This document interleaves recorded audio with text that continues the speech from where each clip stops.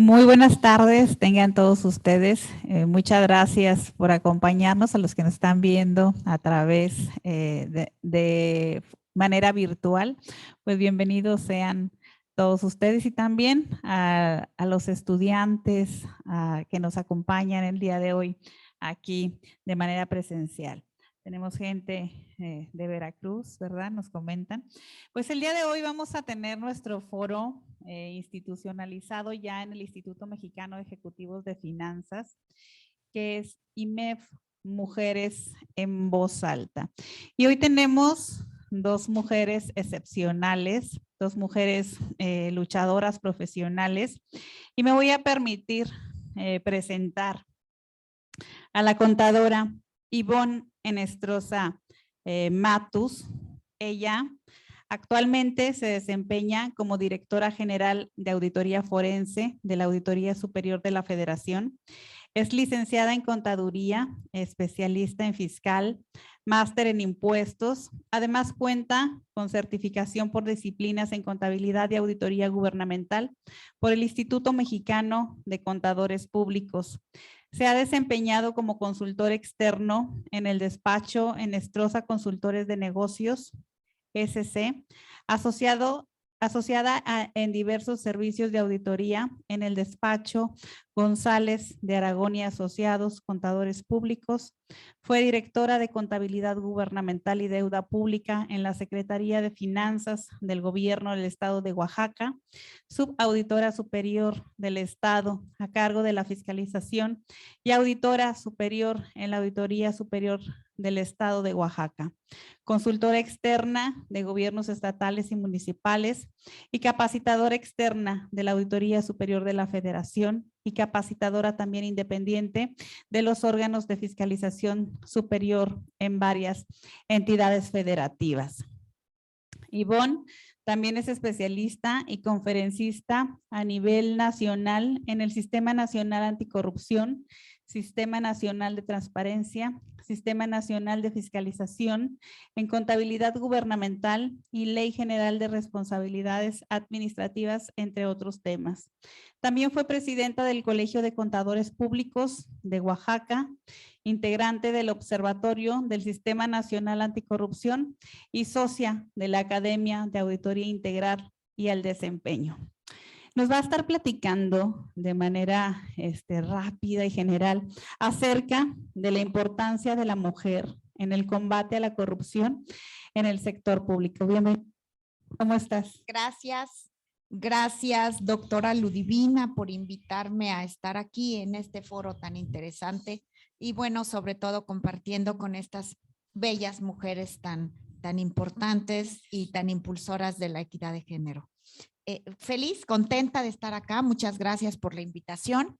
Y bueno, efectivamente voy a platicarles respecto de la importancia de la mujer en el combate a la corrupción, porque las mujeres somos un pilar fundamental en el combate a la corrupción.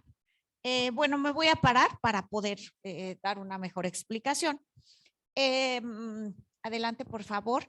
En general, yo quiero comentarles que todas las mujeres principalmente, pues somos enigmáticas, somos eternas soñadoras, somos encantadoras, todas somos encantadoras, pero la pastora Omaira Font dice que somos parteras de sueños y ayudamos a los nuestros a parir sus propios sueños.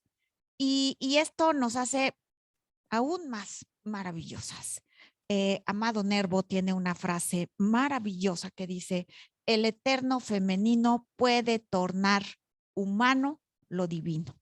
En general, las mujeres siempre luchamos por alcanzar nuestros sueños y luchamos por salir adelante.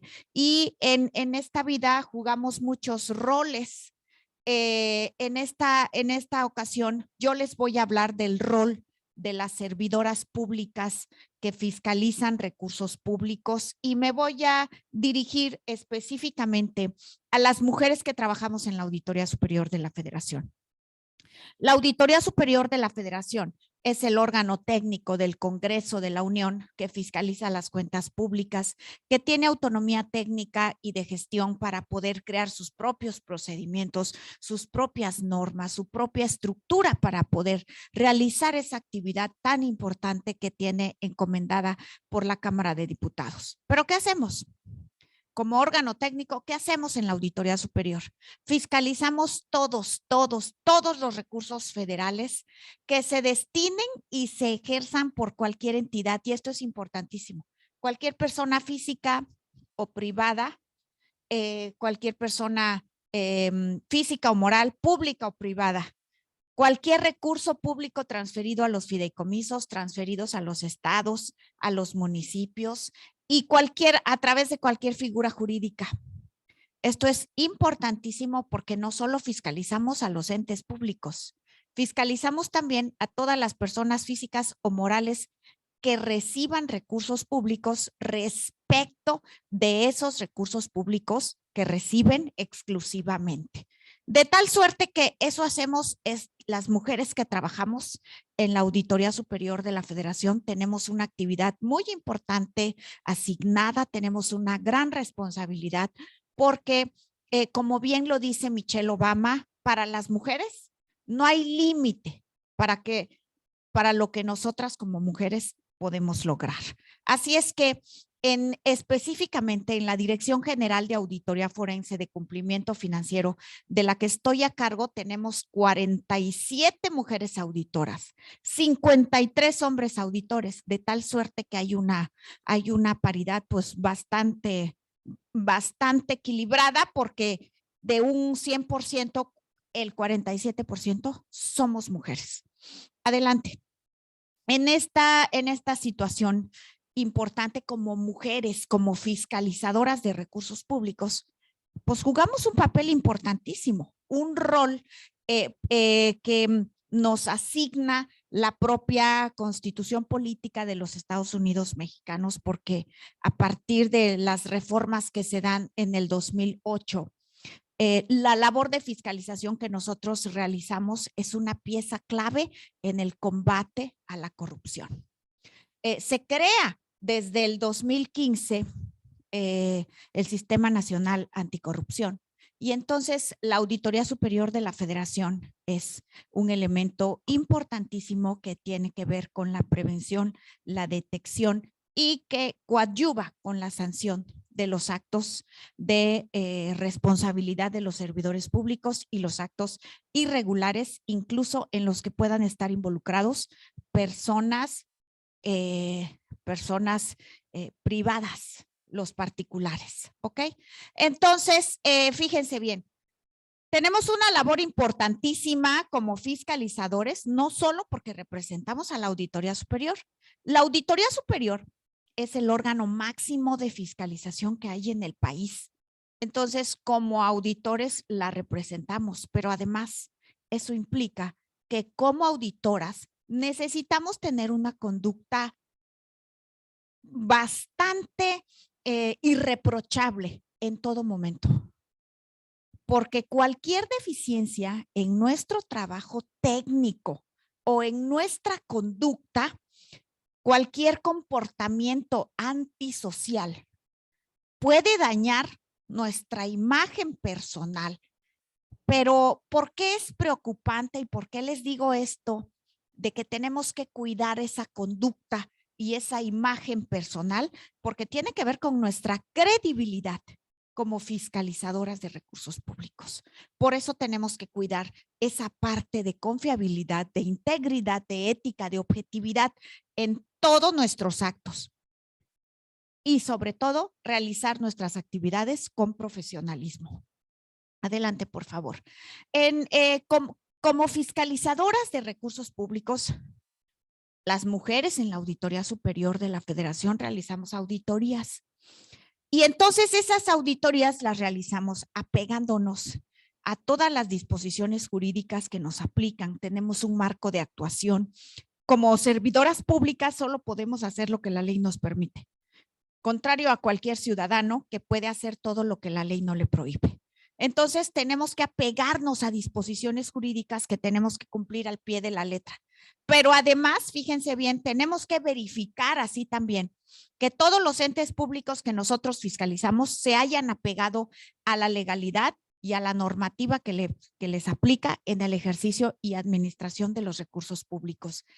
Para esto, nosotros examinamos todos los actos u omisiones que impliquen alguna irregularidad en el comportamiento de los servidores públicos. ¿Por qué? Porque nosotros tenemos que recabar toda la documentación necesaria para que podamos ejercitar acción en contra de los servidores públicos que cometieron esas irregularidades. El auditor, las mujeres auditoras, en este caso concreto, como resultado de nuestras auditorías, necesitamos soportar con documentación justificativa, comprobatoria, fidedigna, con información relevante, competente, suficiente, todos nuestros hallazgos.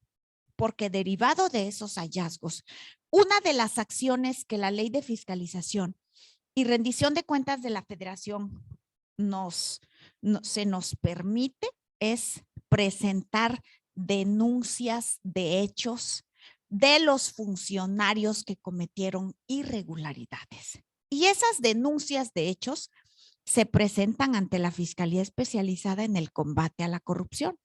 Por lo tanto, todas esas denuncias tienen que venir perfectamente soportadas con la documentación que haga prueba de las mismas.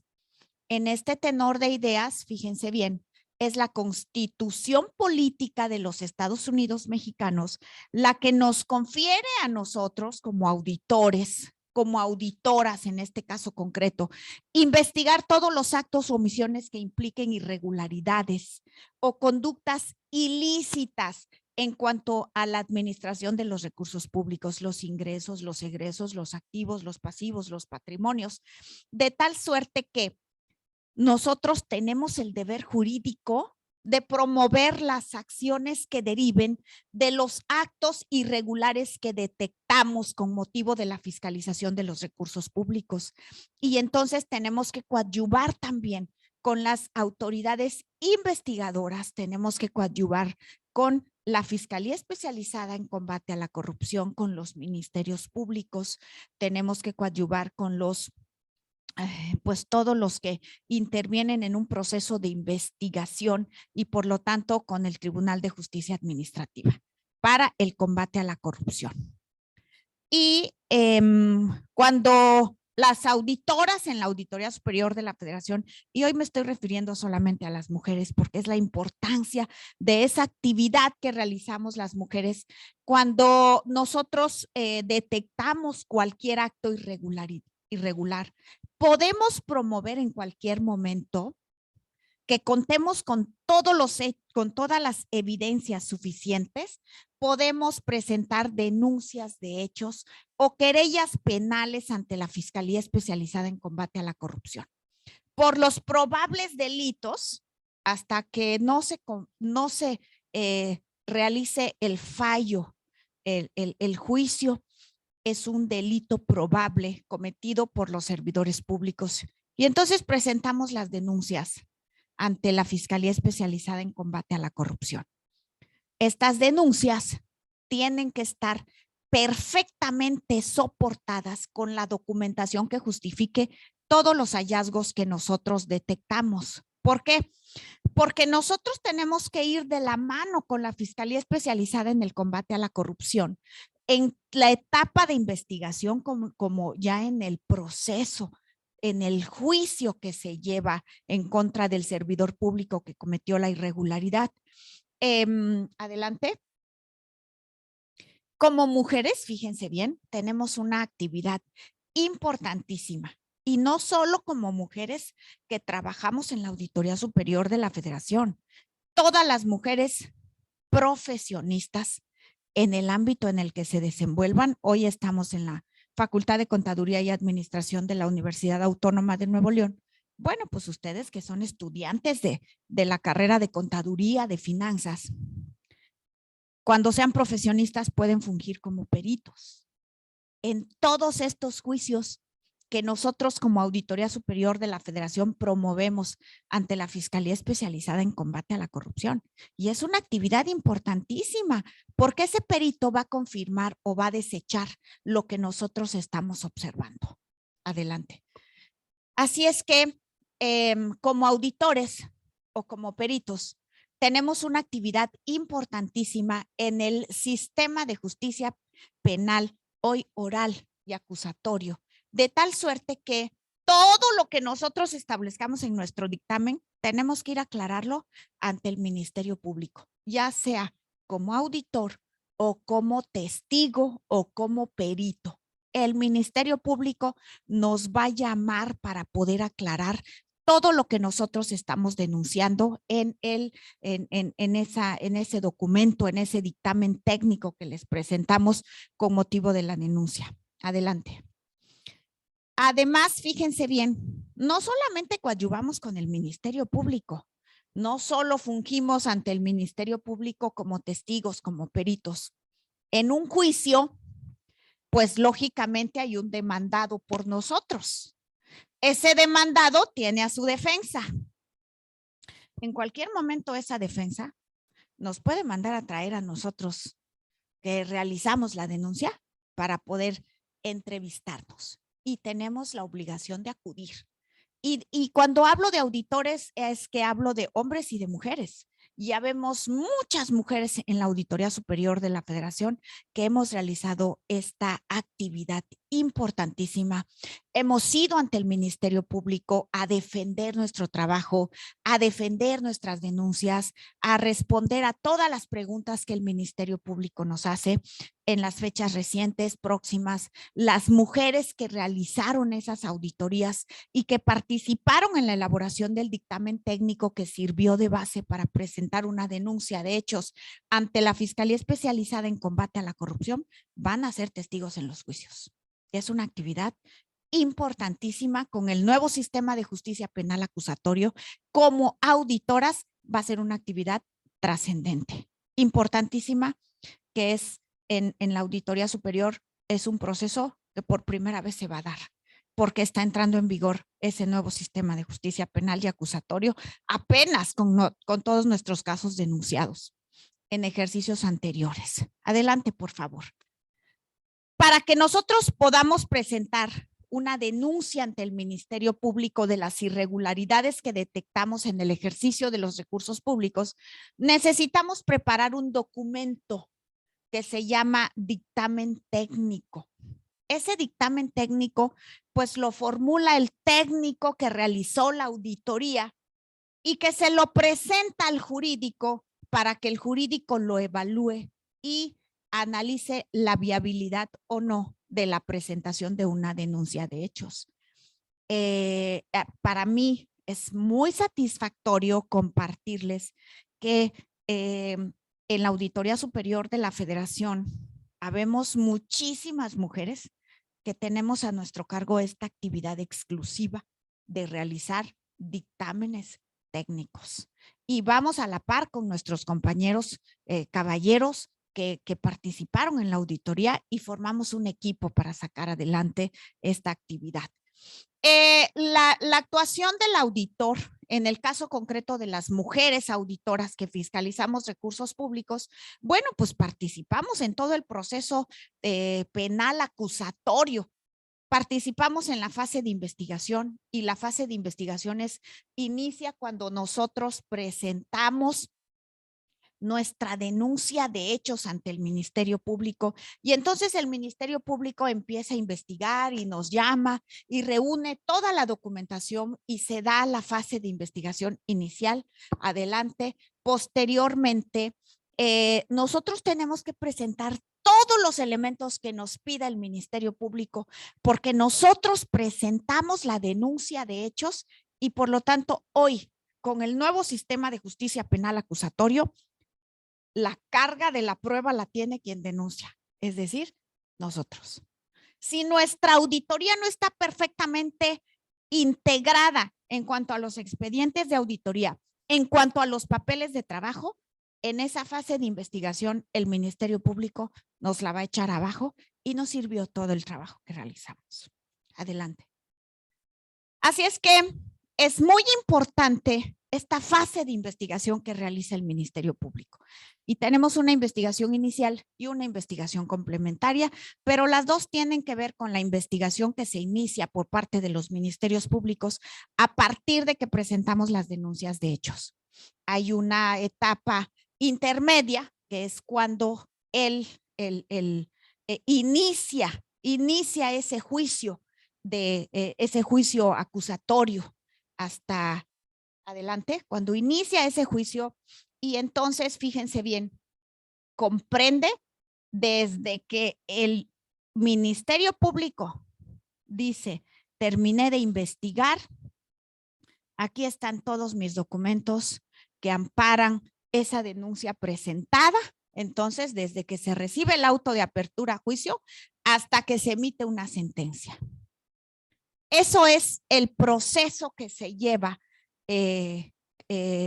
para que haya una audiencia inicial y entonces culmine ese juicio con una sentencia firme. Adelante. Así es que fíjense bien, como mujeres también, no solo participamos en esa etapa de investigación en la que vamos a hacer las aclaraciones correspondientes con el Ministerio Público, no, ya en el juicio. En este sistema de justicia penal acusatorio, el juicio es oral, el juicio es en vivo. Es decir, participamos, nosotras, las mujeres que hicimos las auditorías, participamos como testigos en el juicio. Y entonces, como testigos, pues tenemos que defender el trabajo que realizamos en nuestras auditorías y debemos tener esa pericia y además esa firmeza y ese temple, porque el defensor de nuestro acusado nos va a tratar de desbaratar. Es una verdadera comedia, es una verdadera. Los abogados son unos verdaderos actores. Yo les quiero decir que es admirable, que incluso yo he tenido clases con abogados que nos han dicho, yo he estudiado actuación para poder estar en los juicios. Y entonces me encanta cuando su señoría, pero con ese temple tan importante, con ese temple en el que nos entrevistan a nosotros queriendo hacernos caer en un error, con una serie de argumentos que pueden hacernos titubear. Si nosotros no tenemos el temple, la firmeza y el conocimiento, ahí se acaba nuestro trabajo. Por eso es muy importante esta actuación de las mujeres, porque no es una actuación que está reservada para los hombres.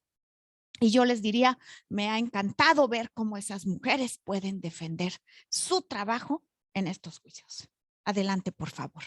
Quiero decirles que esta solamente es una breve relatoría de lo que las mujeres hacemos en la Auditoría Superior de la Federación, de las que me siento sumamente orgullosa de mi equipo de trabajo, porque son mujeres responsables, mujeres entregadas, mujeres comprometidas, pero sobre todo mujeres profesionales. Son mujeres que se entregan a la actividad que están realizando, independientemente de todos los demás roles que juegan, como madres, como esposas, como jefas de familia, como mujeres que además tienen algunas otras actividades fuera de la actividad profesional, pero que son mujeres que las reconozco en todo momento por esa gran entrega y ese gran profesionalismo que las caracteriza. Así es que, pues muchas gracias, doctora Ludivina. Brevemente, eso es lo que quiero comentar respecto de las mujeres y su importancia en el combate a la corrupción. Les dejo esta frase, porque últimamente el feminismo está muy de moda, pero no debemos olvidar algo. Dice Mary Shelley que no deseo que las mujeres tengan más poder sobre los hombres, sino que tengan más poder sobre ellas mismas. En eso consiste el feminismo. No ganarle a los hombres, no competir con ellos. Tener las mismas oportunidades que ellos. Pero para eso necesitamos nosotras mismas empoderarnos. Muchas gracias, doctora.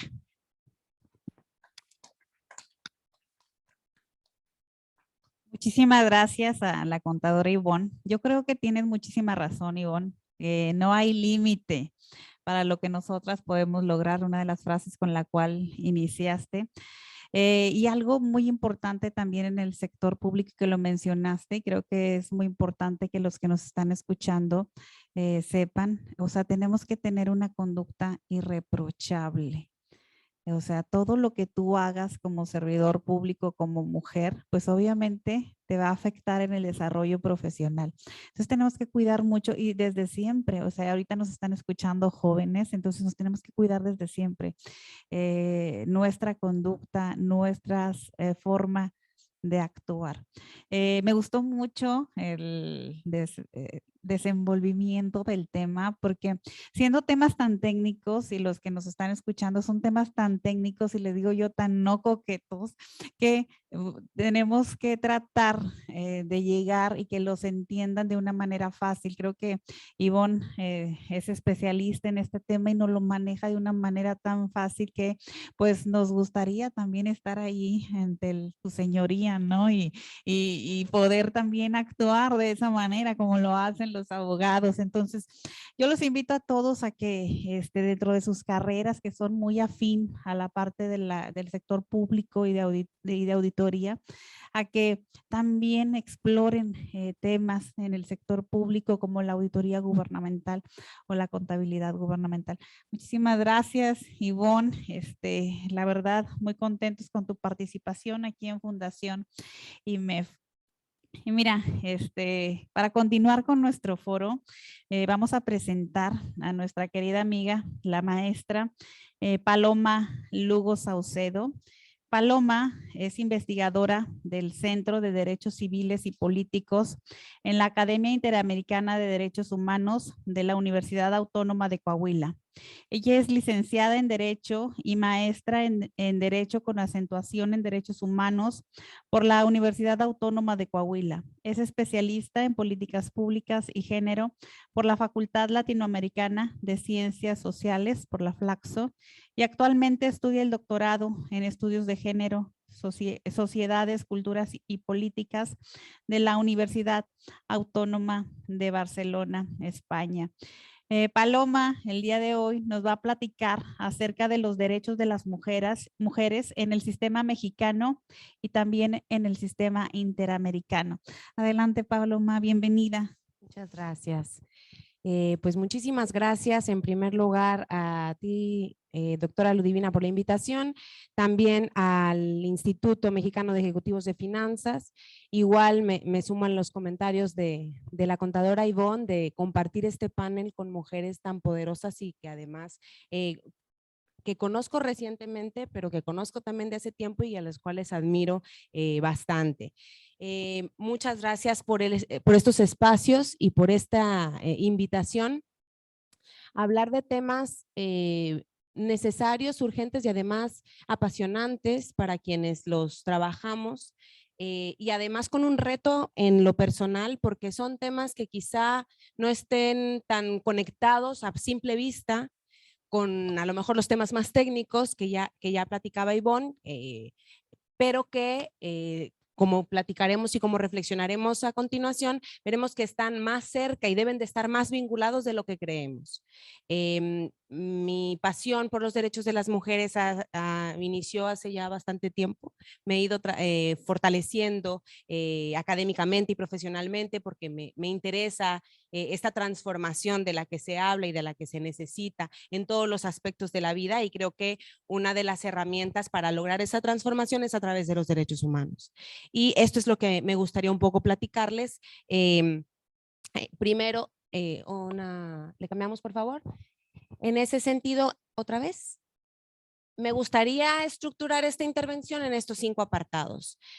Primero, un tanto ubicar un poco el concepto y el alcance de lo que son los derechos humanos y dónde están los derechos humanos en nuestro marco legal, en nuestro sistema jurídico mexicano. Luego también cómo se conecta con derechos humanos que están reconocidos en un nivel superior al sistema jurídico mexicano, como puede ser el sistema universal de derechos humanos y particularmente el sistema interamericano de derechos humanos, y cómo desde el Sistema Interamericano de Derechos Humanos, a través de todo su trabajo, a través de su ejercicio y particularmente de sentencias que emite uno de los órganos importantes como es la Corte Interamericana de Derechos Humanos, han servido estos avances o estas resoluciones como herramientas para evolucionar, transformar, mejorar en el respeto, promoción y garantía de los derechos humanos, particularmente de las mujeres. Y bueno, para empezar, me gustaría ubicar el tiempo en la Revolución Francesa. Cuando hablamos de derechos humanos, la doctrina, particularmente la doctrina occidental, ubica a la Revolución Francesa como este acontecimiento histórico en donde se reconoce públicamente esta declaración de los derechos del hombre y del ciudadano, entendiendo a los derechos humanos como derechos inherentes a la dignidad humana, que son reconocidos por el Estado, pero no solo reconocidos, ojo que no se menciona la palabra otorgados por el Estado, y esa es la gran diferencia que hace, y esa es la gran aportación que empieza a surgir a partir de aquí, porque no es que el Estado, como un ente omnipotente, me otorgue los derechos, sino que me reconoce como una persona con derechos inherentes, y no solo me los reconoce, sino que además tiene la obligación de respetarlos, de hacerlos valer y de garantizarlos. Y ahí es donde empieza todo este show. Seguramente hemos escuchado hablar de órganos de derechos humanos, hemos escuchado seguramente hablar de la ONU, por ejemplo, o inclusive en eventos más recientes, en tragedias de nuestro país más recientes, por ejemplo, como el caso Ayotzinapa, por ejemplo. Hemos oído hablar también de otros órganos como la Comisión Interamericana o como la Corte Interamericana de Derechos Humanos. Y esto es así porque los derechos humanos, a partir de su creación, se empiezan a estructurar a partir de sistemas, se empiezan a sistematizar para precisamente organizar y estructurar la forma en la que se van a hacer valer esos derechos humanos. Y entendemos o advertimos de manera global 3 niveles de sistemas. Hay un sistema universal de derechos humanos en donde se encuentra la ONU, por ejemplo, en donde se encuentra la UNESCO, por ejemplo. Y luego hay 3 sistemas regionales de protección de derechos humanos que van a ser de acuerdo al contexto en el que se encuentren. Estos sistemas regionales, como comentábamos, no es el mismo contexto que existe en contexto de América Latina, por ejemplo, que con el europeo, que con el africano, y es ahí entonces cuando se explica por qué hay 3 sistemas regionales de protección de derechos humanos, un sistema interamericano, un sistema europeo y un sistema africano. México se encuentra, por supuesto, dentro del sistema interamericano, además de contar con su sistema propio, su sistema nacional de protección de derechos humanos. Esto en una de las pláticas siempre me comentaban que sí era como el fútbol, y un poco sí. Yo no soy mucho del fútbol, pero sí sé que hay un mundial y luego hay como confederaciones. Y entonces en esas confederaciones participan de acuerdo a sus contextos. Bueno, algo así es que se explica o que se estructura el tema de los derechos humanos. Continuamos, por favor. En ese sentido, así como hemos ido estructurando estos niveles y como llegamos ya a nuestro país, ¿dónde encontramos, jurídicamente hablando, en México, los derechos humanos? Y ya hablaba Ivonne en su intervención de un instrumento que no solo para abogados y no solo para contadores, sino solo para financieros, es el más importante en términos de derechos, en términos de jurídicos del país, sino para todas las personas que habitamos en México. La Constitución Política de los Estados Unidos Mexicanos es el ordenamiento jurídico más importante que tenemos en nuestro país. Y en ese nivel, en ese lugar, en ese ordenamiento es que se encuentran los derechos humanos en su artículo primero. Es decir, tú abres este gran documento y lo primero que vas a encontrar son los derechos humanos. Y ahí ya es un mensaje bastante claro, al menos teóricamente, o al menos en el papel, del compromiso estatal que se tiene con los derechos humanos de sus nacionales. ¿Y qué nos dice este primer artículo de la Constitución? Tiene aspectos importantes. En primer lugar, reconoce derechos humanos expresamente. En la Constitución podemos encontrar el derecho a la salud, por ejemplo, derecho a la educación, derecho al trabajo, derecho a la libertad de expresión, de asociación, a la igualdad, En fin, un catálogo de derechos humanos que expresamente vienen en la Constitución, pero además la misma Constitución nos hace referencia a derechos que no estén reconocidos expresamente en la Constitución, pero que estén en otros tratados internacionales.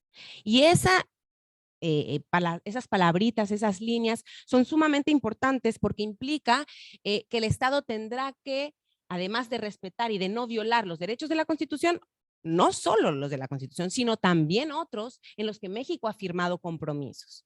Y ese abre este catálogo interesante de derechos. En un segundo momento, también la Constitución en este artículo nos dice o nos habla de obligaciones de todas las autoridades. Y ojo que dice todas las autoridades en el ámbito de sus competencias. Estamos hablando de autoridades judiciales, legislativas, escolares inclusive. Estamos hablando de cualquier autoridad.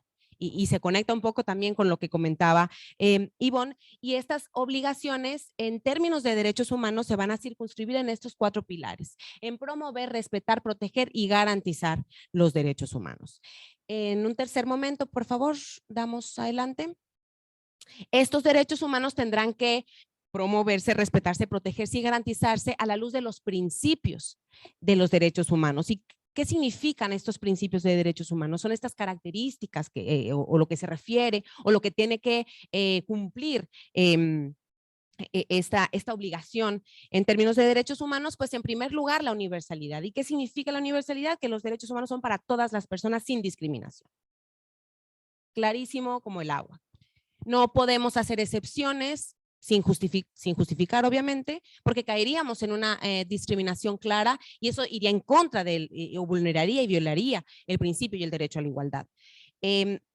Habla también del principio de interdependencia e indivisibilidad, que quiere decir que los derechos humanos se vinculan unos con otros y que no se pueden separar unos de otros, y que quizá al violar uno de los derechos, o no quizá, la violación de uno de los derechos impactará en violaciones a otros derechos. Y finalmente, la progresividad en el sentido de debe existir un gradual proceso para lograr el pleno cumplimiento, es decir, no regresamos. Actualmente, como se encuentran garantizados los derechos humanos, no será imposible que al paso del tiempo regresemos a garantías más restrictivas o a situaciones de menos derechos. Si ahorita reconocemos 10, mañana no podemos reconocer 5, sino tenemos que reconocer 15, o esos 10 tienen que tener garantías de mayor protección. No podemos regresar. Y finalmente, también la Constitución nos habla de obligaciones no solo respecto de los derechos humanos, sino también de las violaciones a los derechos humanos. Es decir, ya cuando se materializa una violación a derechos humanos, el Estado tiene deberes al respecto. Y tiene deberes no solo de prevenir, sino de investigar esa violación, de sancionar a los responsables de esa violación y de reparar a las víctimas de esa violación. Sí, por favor.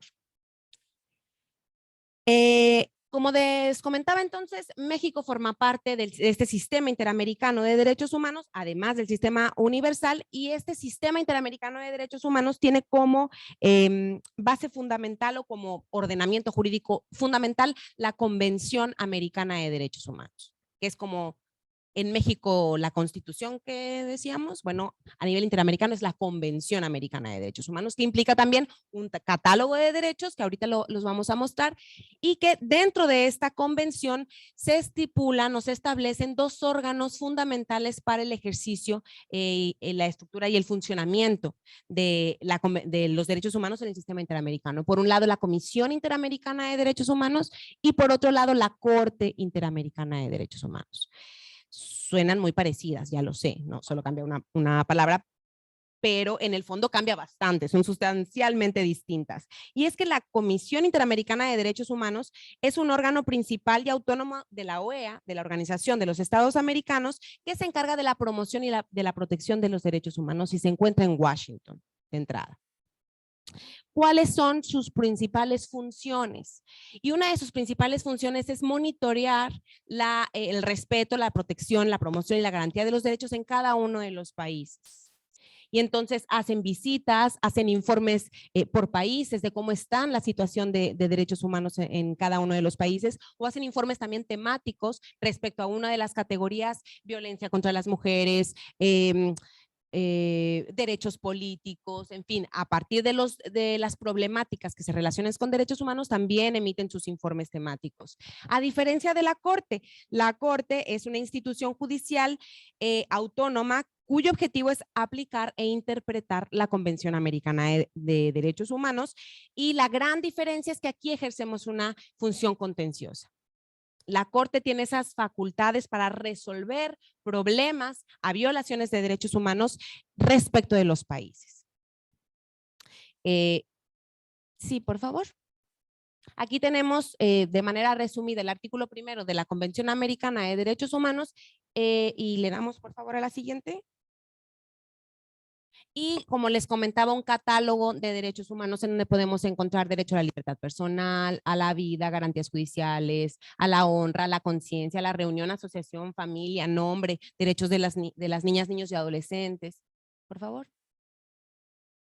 Nacionalidad, políticos, igualdad, desarrollo progresivo, en fin, un catálogo bastante amplio de derechos humanos que están reconocidos en la Convención, y al estar reconocidos en la Convención también están reconocidos por nuestro país. Y es decir, son derechos que también nosotros tenemos y deben de ser respetados y garantizados.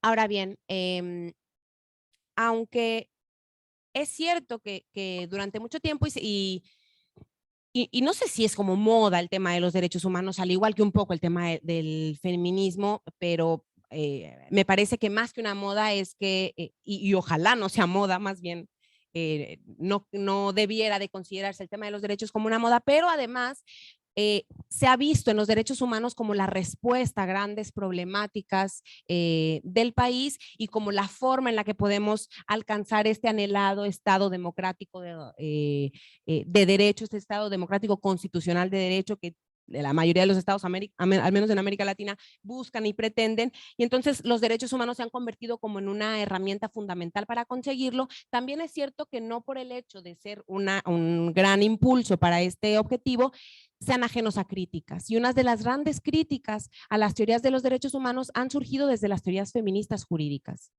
Aunque pareciera que los derechos humanos buscan la igualdad, pues resulta que también los derechos humanos tienen este enfoque, esta perspectiva y esta esencia en términos androcéntricos, y dicen las teorías feministas que los derechos humanos fueron formulados desde perspectivas masculinas, que han ido evolucionando, que se ha ido avanzando, pero que en su esencia vienen con perspectivas masculinas.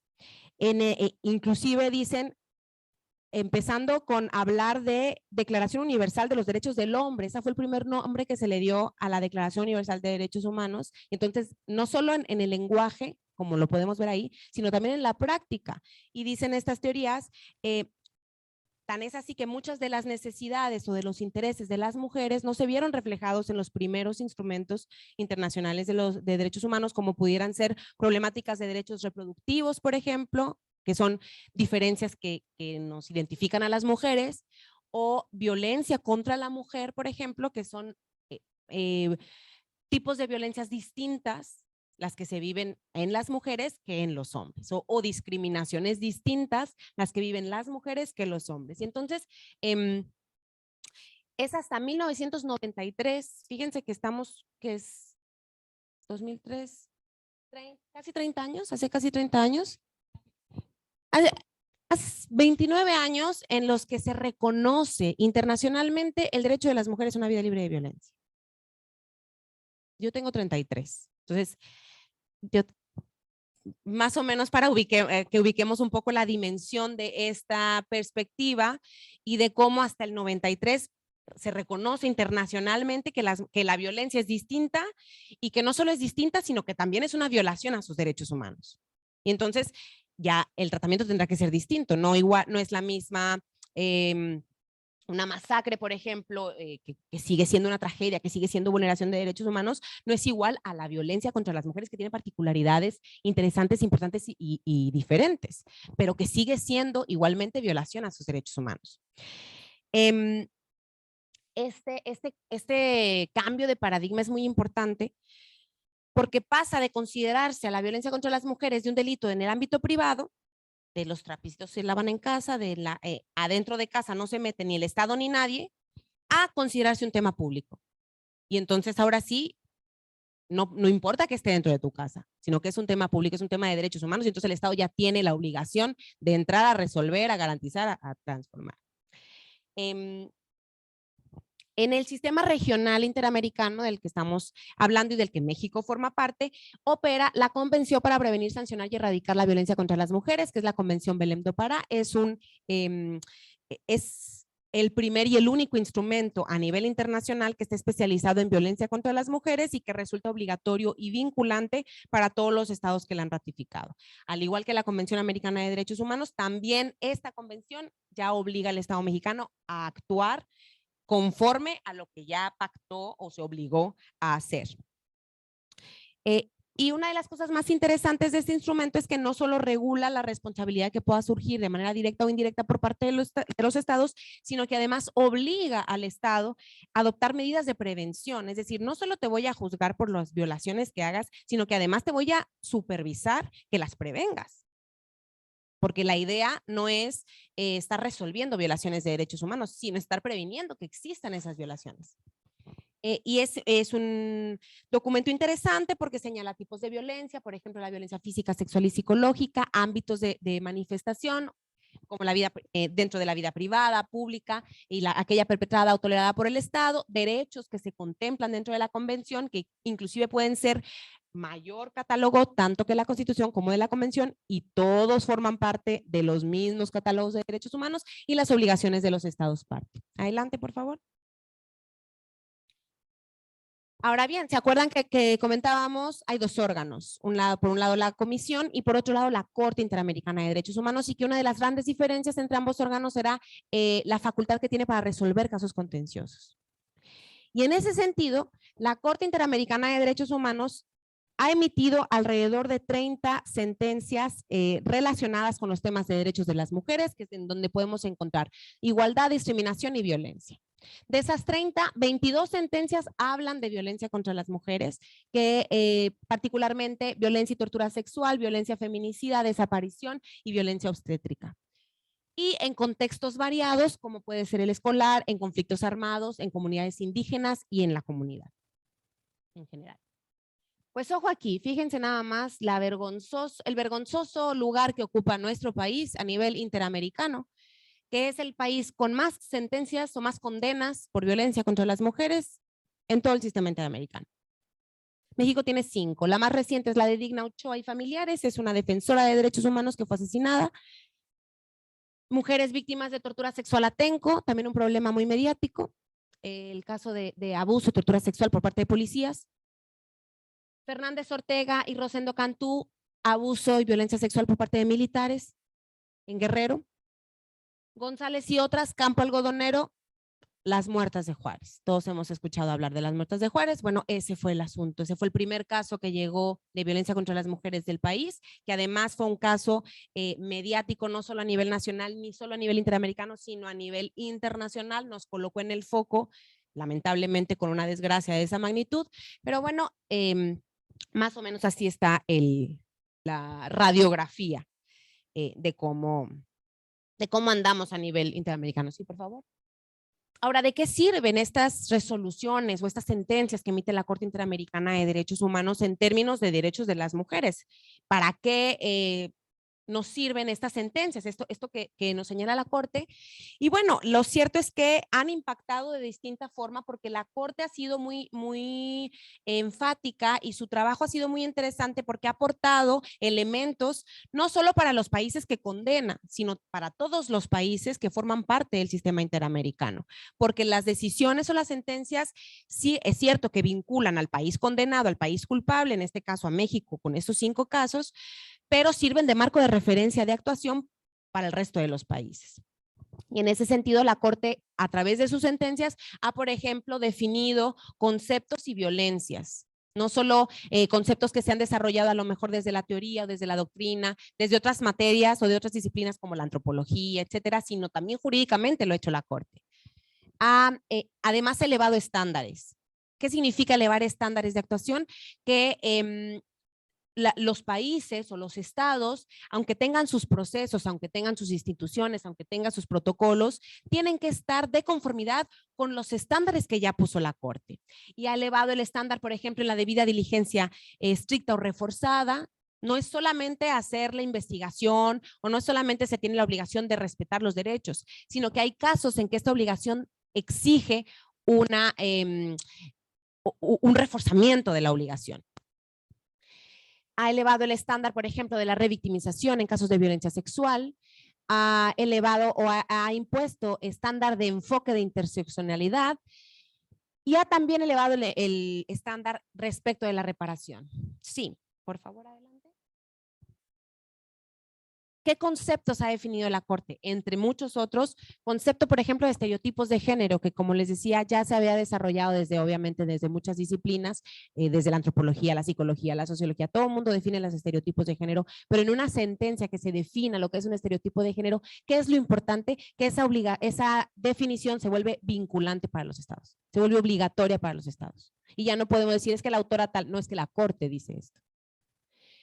Define homicidio de mujeres por razones de género. No alcanza a definir o a señalar como claramente ahora entendemos feminicidio, pero sí decir que hay homicidios a mujeres que se hacen por razones de género ha fortalecido y ha impulsado para que al menos en México, por ejemplo, se tipifique el delito de feminicidio y ahora tenemos un delito de feminicidio.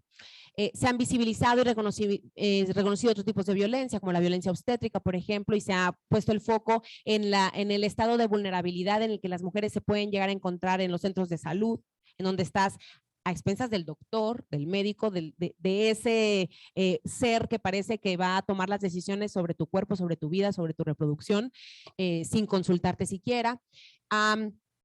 Prohibido la revictimización en casos de violencia sexual, ha elevado el estándar de debida diligencia reforzada, como los decía, y esto es muy interesante porque la Corte ha dicho que esto se eleva automáticamente o este debido cuidado en el respeto de los derechos humanos crece, se incrementa, se aumenta cuando las víctimas pertenezcan a grupos históricamente discriminados y vulnerables. Y entonces existen obligaciones específicas a los estados que viven situación generalizada de violencia contra las mujeres. También ha establecido un estándar de interseccionalidad muy interesante, definiendo la interseccionalidad como una perspectiva de análisis para identificar situaciones y requerimientos de los grupos vulnerables, complejidad y diversidad de las fuentes que generan la discriminación de estos grupos. La Corte ha dicho, y no es que lo haya dicho la Corte, sino que ya lo ha reconocido a través de sus sentencias, que las discriminaciones, que tenemos que hablar de discriminaciones y que no es el mismo contexto en el que vive una mujer por el hecho de ser mujer, que una mujer que además es indígena o que una mujer que además que es indígena tiene alguna discapacidad o además que tenga pobreza. Es decir, hay muchas categorías que se tienen que poner en el análisis y resolver conforme a esas categorías. Y finalmente la reparación integral del daño. Hemos dicho que el Estado tiene la obligación de reparar a las víctimas que sufrieron estas violaciones a derechos humanos, pero que estas reparaciones tienen que tener un enfoque transformador o una vocación transformadora. ¿Y qué se refiere esto? Pues que tienen que tomar en cuenta las razones estructurales que dieron origen a la violación de derechos humanos para transformarlas. Y para esto sirve esta herramienta de la perspectiva de género, porque entonces esta reparación a las víctimas no solamente es restituirlas o regresarlas al estado en el que estaban antes, porque ese estado en el que estaban antes ya era propiamente violatorio de derechos humanos. Entonces, esa reparación tiene que regresarlas al estado en el que estaba antes, pero transformado. Un estado en donde se le garanticen sus derechos. ¿Sí?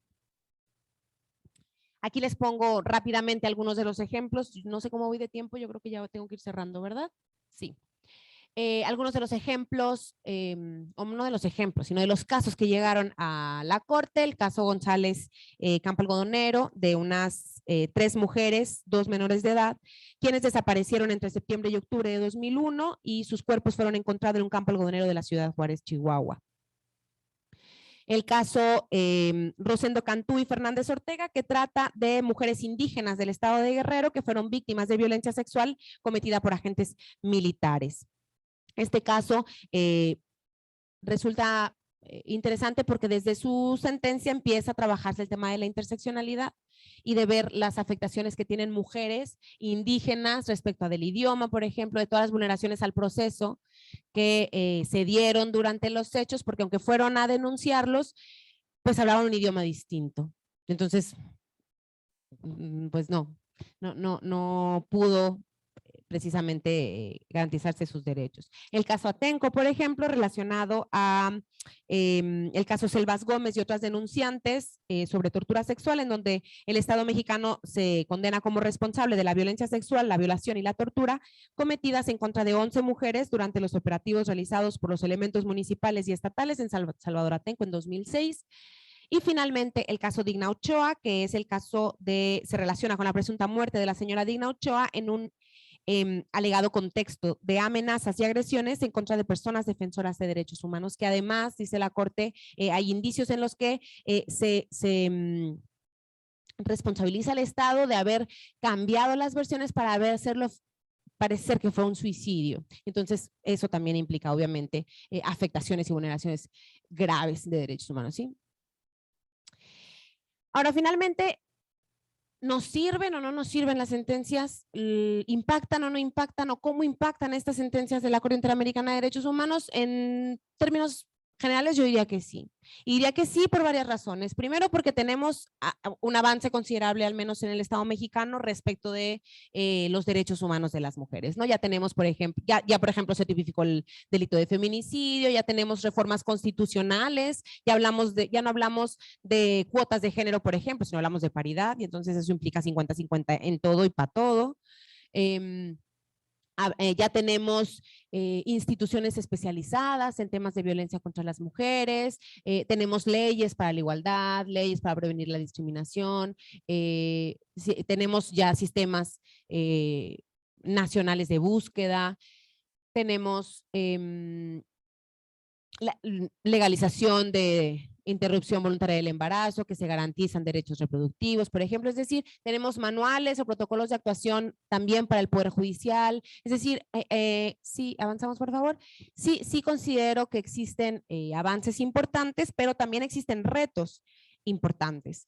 Y finalmente, como reflexión final, señalar que es importante diferenciar entre cumplimiento de sentencia e impacto de la sentencia. Si bien todavía las sentencias que tiene el Estado mexicano no han sido cumplidas a cabalidad, no han sido cumplidas a totalidad, falta bastante, pero lo cierto es que han tenido impactos y eso no es también innegable, ¿no?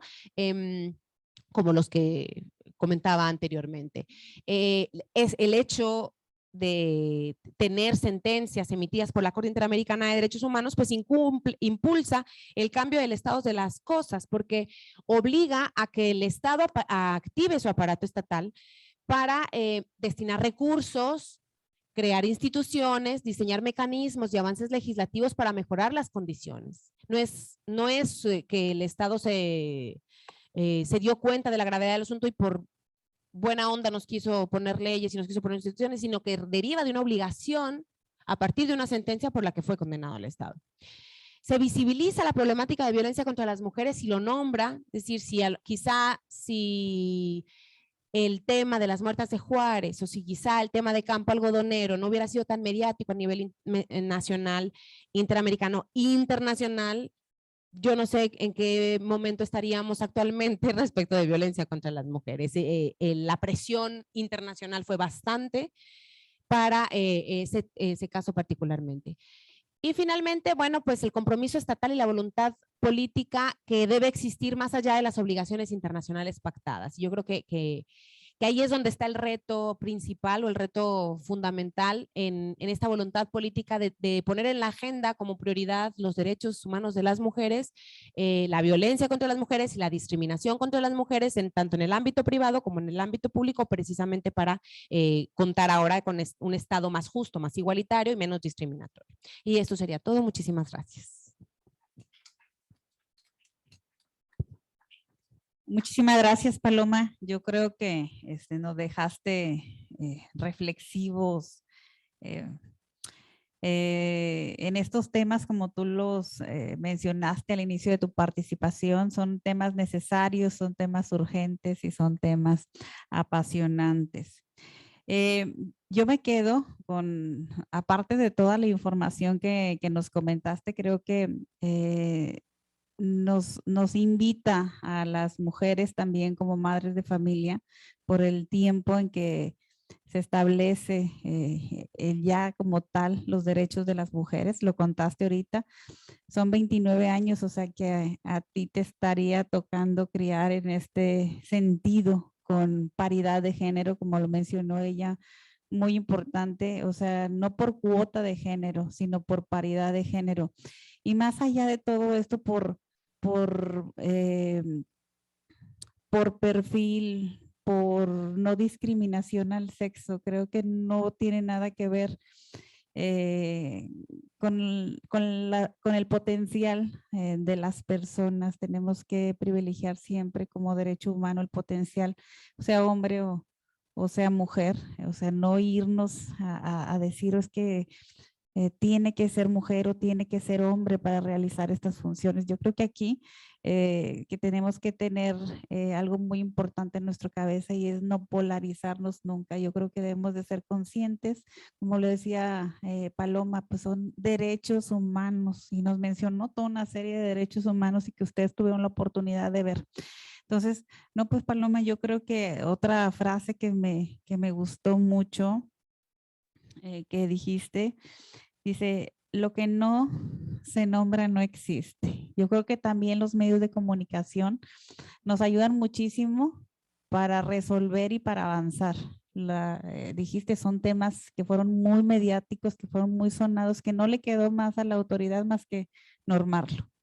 Entonces, pues como ciudadanía nos queda eso, ¿no? Impulsar, exigir, decir, hablar y no quedarte con ningún tema violatorio a tus derechos. Y aquí nos mencionaba, pues varios. Entonces, pues muchas gracias, Paloma. La verdad me dejaste muy pensante, muy reflexiva. Y quisiera yo, en este espacio que continúa, pedirle a mi querida Ivonne que nos dé su reflexión final acerca de este tema, de este foro, que precisamente es que las mujeres hablamos, ¿no? Y que lo hablamos y que hablamos y que hablamos en voz alta.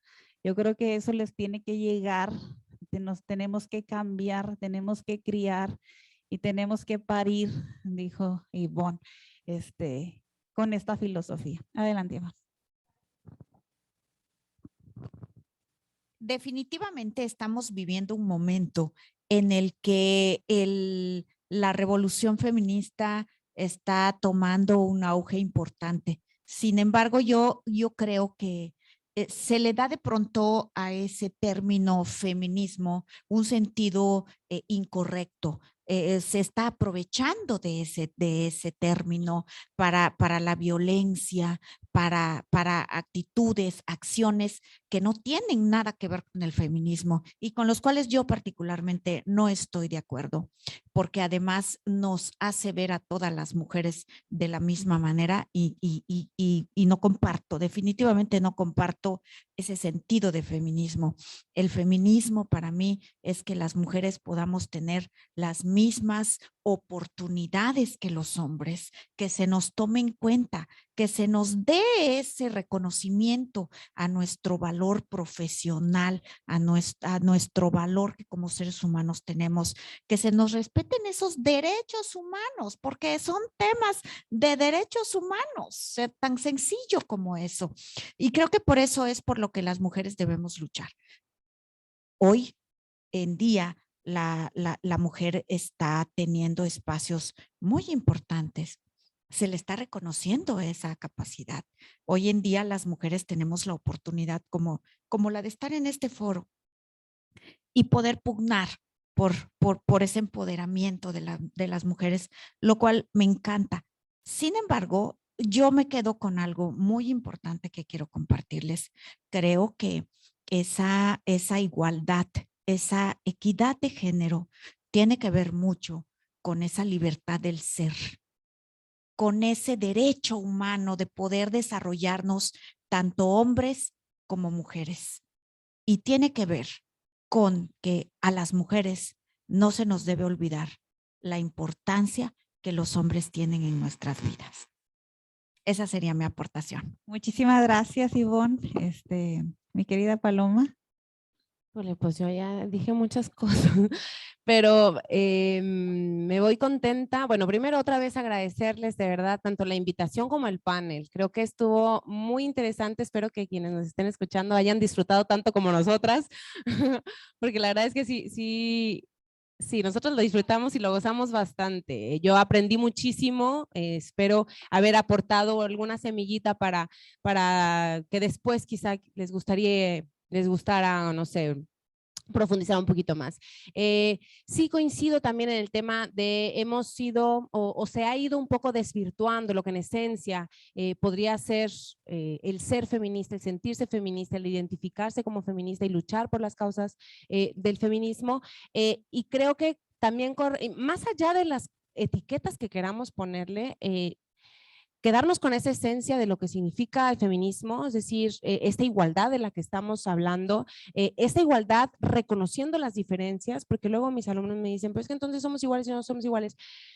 Es que no somos iguales, pero sí tenemos y merecemos el mismo respeto a nuestros derechos, aunque tengamos diferencias, porque somos diferentes. Y no es que queramos estar por encima de los hombres, sino es que queramos el poder de los hombres. No, no queremos nada de los hombres, no se preocupen.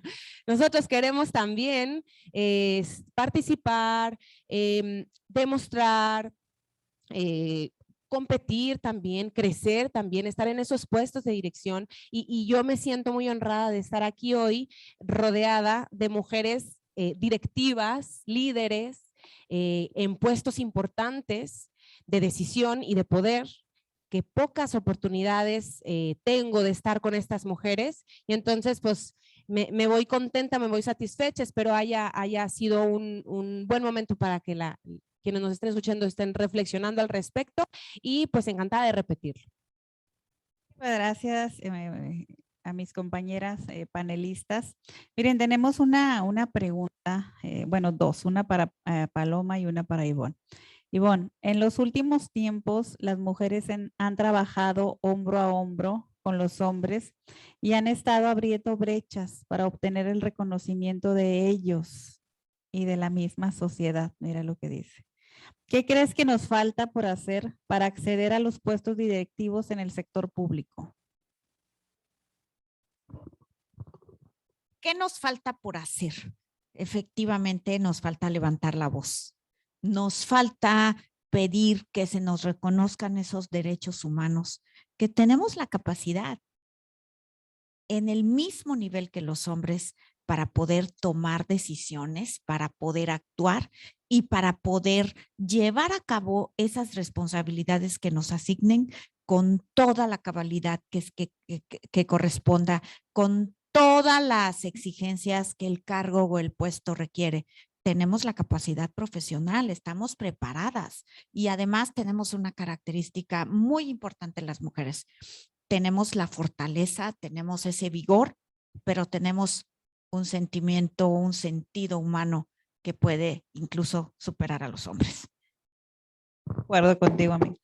Paloma dice, diariamente podemos ver en los medios de comunicación que existen muchas mujeres violentadas.